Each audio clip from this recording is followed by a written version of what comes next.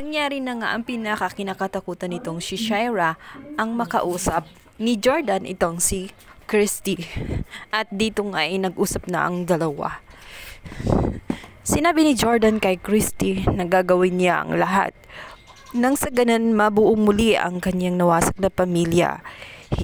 Ngunit itong si Christy ay nakokonsensya sapagkat naisip niya walang kasalanan nitong si Shira at nagigilty naman siya. Manangasanang halikan siya nitong si Jordan, ngunit umilag siya dahil sa pakaramdam niya ay nagtataksil sila. Gayong alam naman niya sa sarili na dati niyang asawa itong si Jordan at sila ang dapat magkasama. Subalit nag-iba na nga ang sitwasyon at hindi na pwede ang mga bagay na ginagawa nila dati. May tao silang masasaktan. Sa kabilang banda, nanggagalaiti naman itong si Shira.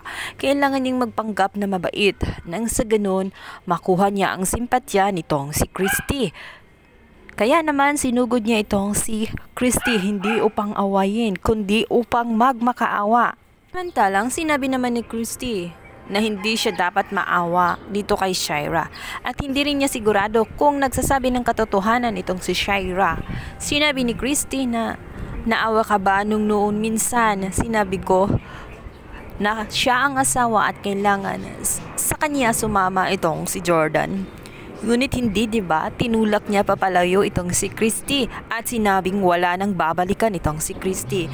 Ngayon kung ano ang magiging desisyon nitong si Jordan ay wala na siyang magagawa sapagkat hindi niya hawak ang isipan ni Jordan. Dapat si Jordan ang kanyang kumbinsihin, hindi itong si Christy.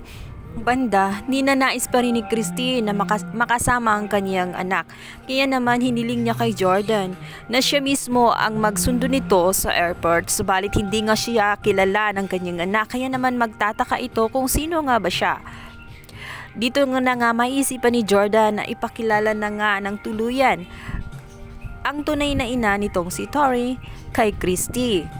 Abangan ang mga uminit na tagpo sa Asawa ng Asawa Ko. Thank you for watching. Please subscribe.